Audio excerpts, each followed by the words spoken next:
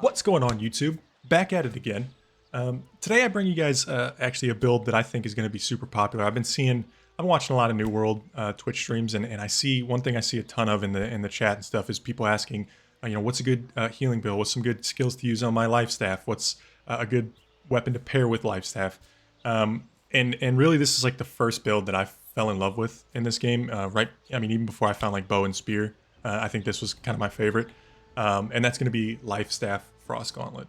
I think this is kind of the meta at this point. I've seen a lot of people using this. I know there's like a debate that Hatchet is also good, but I think life staff just kind of takes the cake for me, at least in group healing content. It's just so good.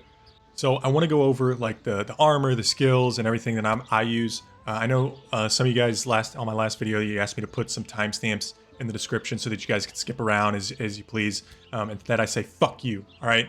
Every single thing that I say on my stream and on my videos is important, especially the part where I plug my stream and I say, visit me at twitch.tv/scratchx every Tuesday, Thursday, and Saturday, because that's where I stream, all right? That's important, and you guys need to hear that. That being said, I put the timestamps in the description for you guys. Feel free to skip around, skip the intro, whatever you want. But let's just hop right into it. So the armor that I'm going to be wearing, which I know this is probably a debate, right? There's probably people that say heavy is the best, and trust me, I fucking get it. If you want to wear heavy then, all right? Don't go in my comments saying, oh, but heavy. I know that heavy can also be used here, and it's going to be strong. The reason I use light is I've found that in the content that I do in excavations, when I'm group healing and things like that, I don't really take a lot of damage. I'm not really the one up in the shit. So I feel like the 20% bonus to healing is just that. It's just too hard to pass up. The 20% extra crowd control debuffs that you get from heavy, I don't know. I can see where it's useful. I just like the bonus healing more. I think that's more useful. And then I would say anything of the priest or of the sage is going to be what you're looking for. So of the priest is going to give int and focus with the primary stat is focus. The focus is focus. You get what I'm saying. Of the mage, it's the opposite. So it's int and focus, but int is the primary stat. So this isn't the best, but it still does give us a little bit of focus. So of the priest, of the priest, of the priest. The other thing that I would try to grab is this. This comes out of Amrine. At least that's where I got mine. It's the Lost Faith Life Staff. This thing is an absolute beast. I mean, anything with blessed on it, any life staff with blessed on it is going to be good, right? Because just with our armor being light and then this talent on our staff, we already have 40% bonus healing. And then it came with refreshing Divine Embrace as well. So using Divine Embrace on a target below 50% reduces the cooldown by 30%. You'll see in the gameplay that I'm going to show me healing through an Amrine. This thing, whenever you heal somebody under 50%, it has like a 3-second cooldown. It's insane. So let's switch over to the attributes now. So on the attributes, I'm probably going to go like 3-to-1 focus to intelligence. Some of these nodes, all these focus nodes are so freaking strong. And then any of these that we can just give to supplement that Frost Gauntlet are going to be strong as well. So 10% mana regen rate, awesome. 20% or 20 plus 20 to the mana pool, perfect. 20% healing output. Now we're at 60. Right, we've already light armor healing that healing staff, and then this we got 60% bonus to our healing already before we've even done anything. 20% duration on all casted buffs. We're going to be casting a lot of buffs. The longer they last, perfect. It's going to give them a heal over time for even longer, right? Plus 30 mana on any self or group kill. These two last perks sound insane to me, but I don't really know how they're going to synergize. I want to get to this point so that I can see kind of how these work together. But 30 mana on any self or group kill, that's a lot of freaking mana to get back. I mean, we have 120, and we're pulling groups of like 4 and 5 things at a time. Each one of those that dies gives us 30 mana. You could literally empty your mana pool and be back to full in one pull. It sounds crazy. And then the last one, when your mana hits 0, you gain 200% mana regen for 10 seconds. This almost sounds like you could dump all mana regen and say, I don't fucking need it. And these two perks at the end are going to make sure you literally never run out of mana. pretty sweet. I expect us to be able to get to at least this this node. If we got to this one, that'd be insane. But I think this one, the second intelligence node, is probably going to be our cap, unless people have some crazy way to max this out and push to this.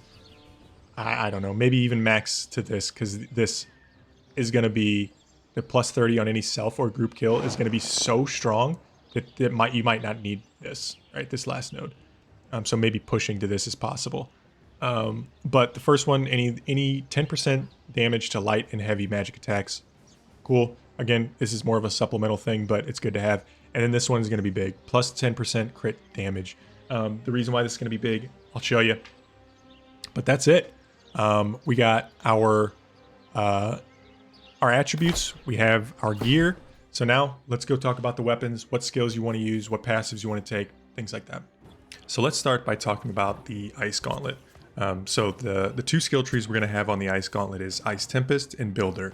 So we'll talk about Ice Tempest first, since that's where we're going to get most of our damage in this build. So the one skill we're going to take here is going to be Ice Storm.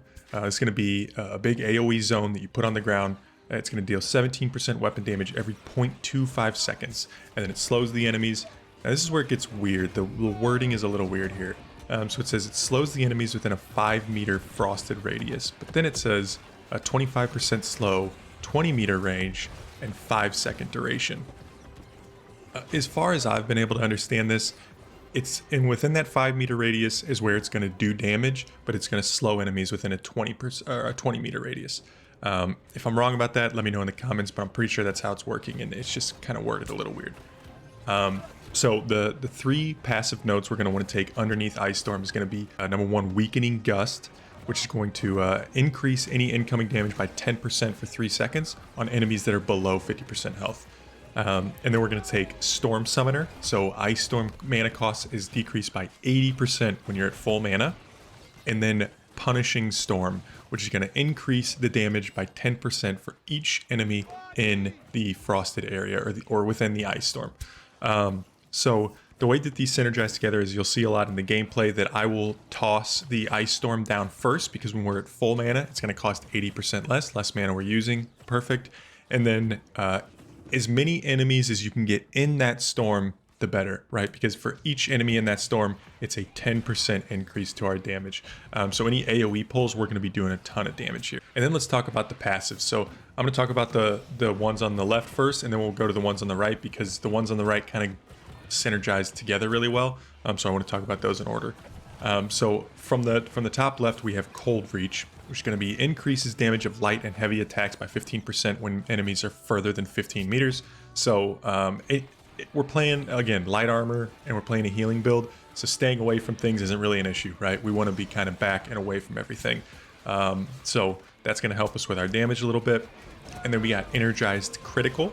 So this is going to say increase critical damage of ice spells by 15% when you're at full stamina. So again, when we drop that frosted area, we're at full stamina, right? There shouldn't be any reason that we're not. And we're going to be getting 15% crit damage because of that. And then we're going to take Heavy Freeze. So this is going to be heavy attacks will freeze targets as long as they're within the Ice Storm or they're affected by Frostbite.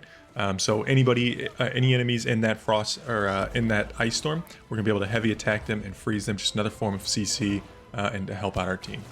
And then we're gonna talk about the passives on the right. So these ones are gonna be from the top to bottom. Critical Rejuvenation. So this one's gonna say recover 15 mana every time you trigger a critical hit. Now this one, it's like, okay, cool. It costs 2 mana to cast a Frostbolt, but if I have to cast 8 of them before I get a crit, then I'm just wasting mana, right? But not necessarily as we start moving down that tree. So then we're going to take Gathering Storm. So this is hit 3 consecutive light attacks to grant the player 15 mana. So now you're getting 15 mana back in 2 different ways. Either you hit 3 in a row, which you should be doing unless you're bad. And anytime one of those 3 crits, we're going to get another 15, right? So it's impossible almost to run out of mana unless you're just whiffing ice shards everywhere. So then we're going to take Critical Frost. So this is going to increase the crit chance of any enemy within a frosted area by 20%. So obviously our Ice Storm creates a frosted area. So anybody within that Ice Storm, 20% extra crit chance.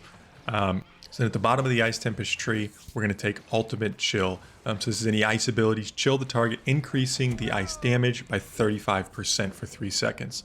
So honestly, once this whole tree is filled out, this Ice Storm starts being an absolute beast of an AoE. So I would almost say once you hit level 12 on your Ice Gauntlet, because that's how long it would take to fill this whole tree out, I would switch to just using Ice Tempest, because these 3 ability, or this tree alone is going to be where 90% of your damage comes from. But that being said, we do still take some of the things from the builder tree, so let's go talk about the builder tree. So on the builder tree, we're going to want to take Ice Pylon. So this is going to be, we're just going to place a pylon on the ground. It just kind of sits there and does its own thing. It shoots enemies for you. It does 50% weapon damage to any enemy within a 20-meter range, and it lasts 15 seconds. This thing is really just passive damage, right? We put it down, we don't have to touch it. Just like the Ice Storm, once we cast it, it just kind of does its own thing. We don't have to do anything, which this is why we're pairing the Ice Gauntlet with the Life Staff, right? There's ways to get mana back by critting, by hitting multiple things in a row. And then we also have passive damage here where we can lay these things down, switch to our Life Staff, and continue to heal while we're doing damage. They pair perfectly together. And then we're going to take the 4 passive nodes underneath of Ice Pylon. So the first one being Greater Pylon. So this is going to increase the damage of Ice Pylon by 10% on slowed targets. So anything in that frosted area is going to be taking 10% more damage. This is just another 10% on top of all the other 10% that we had for the other tree. And then we're going to take Pylon Regen. So Ice Pylon regenerates the full health every 5 seconds after being hit. Pylon Dodge, so dodging at full stamina, increases Ice Pylon's fire rate for 3 seconds. And then that goes hand in hand with the next one, which is Pylon Refresh. A successful hit extends Ice Pylon's lifetime by 1 second. So we dodge, it's shooting faster, and it's going to keep increasing the amount of time that it's on the ground. And we can have this out for almost an entire boss fight if you are dodging and keeping the speed up on the shots so that you can continue increasing the amount of time it's out. And then we're going to take Entombed. So really this is used as kind of an oh shit button. So this is a player can entomb themselves in ice, becoming invulnerable and greatly increasing mana regen. So this is the big part of this, and you'll see me use it a couple times in the boss fight here. But anytime I run out of mana, I'll just entomb real quick, get a bunch of mana back really fast, and then pop out of it and continue healing or continue doing damage or whatever it is that I want to do. So there's 2 ways to exit Entombed. So you can either right click, which is just going to break out and you continue running, or you can left click, which is going to knock back enemies, but it costs 20 mana. So that's your 2 ways of getting out of this thing. Either just get out and run away, or you can knock back and get away. And then we're going to take the 2 passive nodes underneath that. So Strength and Tomb increases defense by 25% for 3 seconds when coming out. So just if we get overwhelmed, if we aggro stuff and we're in trouble, we can pop this. We can get our mana back. We can take a second, and then we can pop out, and we're going to have extra defense while we try to get away. And then we're going to take Cleansing Tomb. So it's going to cleanse all debuffs while in Tomb. So this is just good to get rid of anything that's on us, a poison, a slow, anything like that, and get away as fast as possible. This, like I said, it's just our oh shit button. So that's going to be it. That's going to be it for the Ice Gauntlet. Let's go talk about the Life Staff and why these 2 things kind of go hand in hand. So the 2 trees we have with the Life Staff to take from are going to be Healing and Protector. Most of our points are going to be put in Healing, so let's talk about that one first. The 2 skills that we're going to take here, starting from left to right, are going to be Divine Embrace. So this is heals the target for 150% weapon damage, and it costs 25 mana. And then we're going to take 2 of the 3 passive nodes underneath that. So we're going to take Privilege, which is Divine Embrace now costs 20 mana instead of 25. And then we're going to take Shared Struggle, which is going to say if a target is below 50% health, heal 1 additional ally within 8 meters for the same amount.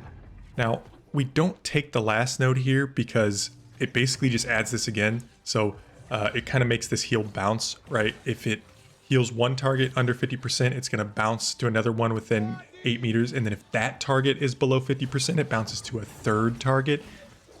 Honestly, I don't take this because of like diminishing returns is what it feels like, right? It's like, I don't really see the point. It's not very often that you have 3 teammates within 8 meters that are all below 50% health.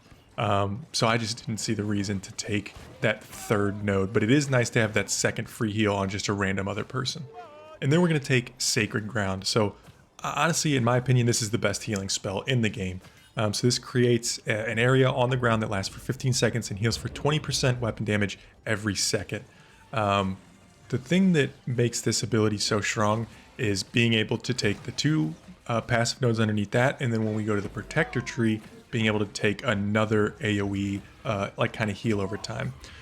So the 2 nodes underneath that are going to be Holy Ground, which is going to regenerate stamina and mana 100% faster whenever you're standing in this. So any tank standing in this is great, right? Because he's going to be blocking, but then he's going to be getting a ton of stamina back while he's blocking. And then we standing in this is going to be great for us as well, as we get our mana back while we're standing in this. So then the last node we're going to take on here is Blessed. So it's going to say, while allies are in Sacred Ground, they're healed for 50% more from all healing. Again, this right here, this passive is, I think, what makes this ability the strongest ability in the game, because once you have this underneath people, you can then throw Beacon underneath them as well, and like what I like to call double bubble, because you're taking 50% more healing from both Sacred Ground and Beacon, and you can almost tank through just about any damage. So now let's talk about the passives on this tree, as those start to stack up and get pretty strong as well. So the first passive we're going to take here is Absolved. This, in my opinion, is mandatory for this build. This is Life Staff. Light and heavy attacks no longer take mana. If we don't have this, it's almost impossible to maintain our mana pool. And then we're going to take Mending Touch. So Life Staff, heavy attacks now remove 1 debuff when passing through an ally. These 2 are worded weird, these next 2 underneath this. So the next one is also going to be Blissful Touch. Light attacks now heal targets for 20% weapon damage when passing through an ally. So both of those say when passing through an ally. It sounds weird, like you would have to line them up and shoot it through them in order to heal them, and that's not how it works at all. You'll see in the gameplay, it's like a bubble on the ground when you shoot it. It's like an AoE, and it's going to heal anybody within that bubble. I'm not really sure why it says passing through an ally. That's strange wording on this on these 2 abilities. But Mending Touch, perfect to get rid of debuffs off of our allies, and then Blissful Touch is what I just kind of use to heal and not use mana, right? You can just keep casting that underneath somebody who needs healing, and passively, or not passively, but you can kind of heal them up without wasting a bunch of mana and needing big healing spells like Divine Embrace. And then we're going to take Revitalize. So this ability, or this passive, is whenever you hit with a light attack, it reduces all your cooldowns by 5%. And then we're going to take Sacred Protection. So while holding a Life Staff, increase the amount of incoming healing to all friendlies by 5%. Just a passive buff, worth it. And then we're going to take Intensify. So heavy attacks give you increased healing by 10% for 10 seconds, and it stacks up to 3 times. So heavy attacking 3 times in a row is going to get you 30% extra healing for 10 seconds. It's a really strong passive here. And then the last one we're going to take is Divine Blessing. So when you heal an ally and their health is below 50%, you heal for 30% more. So because of this passive at the bottom, the Divine Blessing, I really only use Divine Embrace as a under 50% heal, right? Because when it's under 50%, it's going to bounce to another ally, and as well as when it's under 50%, it's going to heal for 30% more. So once your allies are below 50% and you heal with a Divine Embrace, it's going to full health them, and it's going to jump that heal to another person as well. It really is a no-brainer to just wait until they're under 50% to use Divine Embrace at all. So now let's go talk about the Protector tree. We don't take a ton there, but the stuff we do take is really strong. So on the Protector tree, the skill we're going to take here is Beacon. So this shoots out a light projectile, deals 146% weapon damage to enemies, and attaches to its target and heals all nearby allies for 20% weapon damage for 10 seconds. This is huge because this one, because it attaches to either an enemy or an ally, no matter whichever one we hit, you'll see me shoot it here on the tank, and then he's able to run around, and he just constantly has this heal over time on him, right? Because that zone's going to follow him wherever he goes. And then sometimes I'll even shoot this on an enemy so that no matter who that enemy attacks, if it's one of the DPS people, if it's me, I'm getting healing, they're getting healing, whoever that enemy goes to is going to be in that zone. And then we're going to take 2 of the 3 passive nodes underneath this. So we're going to take Infused Light. So this makes it to where our beacon area of effect is 50% larger. Again, it just gives us our melee people and people that are going to be in the fight just a bigger range to work with, so that they don't have to stand in such a small zone like they do with Sacred Blessing. And then we're going to take Radiance's Blessing. So this makes Beacon last 5% longer. The longer it lasts, the less we need to cast it. That's a no-brainer. And then the 3 passives we're going to take on this tree are going to be Bend Light. So it's going to be after dodging, heals are 20% more effective for 5 seconds. And that pairs perfectly with the next one we take, which is Protector's Strength. So if you have a buff, you heal for 10% more. So every time you dodge, you get 30% healing, 30% increase to your healing. So now with just these 2 passives alone, anytime we dodge, we're getting 20% increased healing from our armor, we're getting 20% increased healing from our attributes, we're getting 20% increase from dodging, and we're getting 10% increase from having a buff. So we have 70% increase to our healing just by dodge rolling. So you'll see me do that a lot, just dodge roll to get that buff up, just so I'm healing for more and more and more. And then the last passive we're going to take here is Glowing Focus. So this makes all buffs that you grant last 20% longer. Again, it's really a no-brainer. Any buff you get is going to last 20% longer. Any buff you give is going to last 20% longer. So that's it, right? That's what we have. I'm going to show you guys a little bit, or give you guys a little bit of tips on how I like to play this, and how some of the things that I like to do to make sure that I, number one, don't run out of mana, and that I'm able to heal and sustain through an entire fight, as well as how I can be as beneficial to my team as possible. So just some quick tips. Don't overcast Divine Embrace. Literally, like I said, wait until people are under 50% health and then cast it. It's a super strong heal. There's no reason to overcast it. Number 2, the reason why there's no reason to overcast it is because your light attacks heal. So instead of having your Ice Gauntlet out and trying to do chip damage that doesn't really matter, have your staff out and be shooting your teammates at their feet so that you're healing them. It's just going to be more effective that way. Number 3, you have the strongest CC or AoE in the party, more than likely, with the Ice Storm. It's so strong. It slows enemies. You can freeze enemies within it. They take more damage when they're in it. It's such a strong ability. So just make sure you're casting it on everything in AoE. You've seen me do it a ton of times in this excavation. Make sure you're doing that. And then lastly, I would say use the double bubble as much as possible. They take so much healing, so much additional healing when they're standing in Sacred Ground, that you can throw Sacred Ground down and then Beacon on top of it, and then you don't have to do anything. Then you can take out your Ice Gauntlet for trash pulls and things like that, and just do extra damage and do whatever you want, right? Because there's no way they're going to die when standing in the double bubble. So other than that, I think that's it for me, and it's it for this one. I will be coming out with another guide here soon. I think it's going to be more of a tank build, maybe sword and hammer, Warhammer, maybe Warhammer axe. I don't know, but we're going to find out. That's going to do it for me. I appreciate you guys showing up and coming to this one, and I hope to see you in the next one. Bye.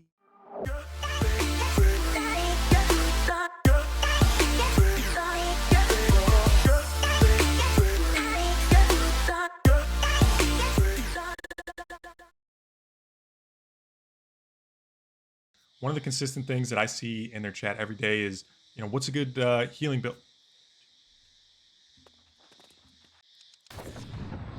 This area. I can't with this area.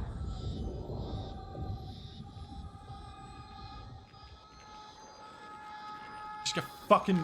Who let these locusts in, bro? Like, whose idea was this to just put some fucking locusts in the game that I can't. I literally cannot hear. Like, what the fuck, man? Fucking Jesus Christ! I'm trying to record some fucking gameplay here, and I can't hear myself think.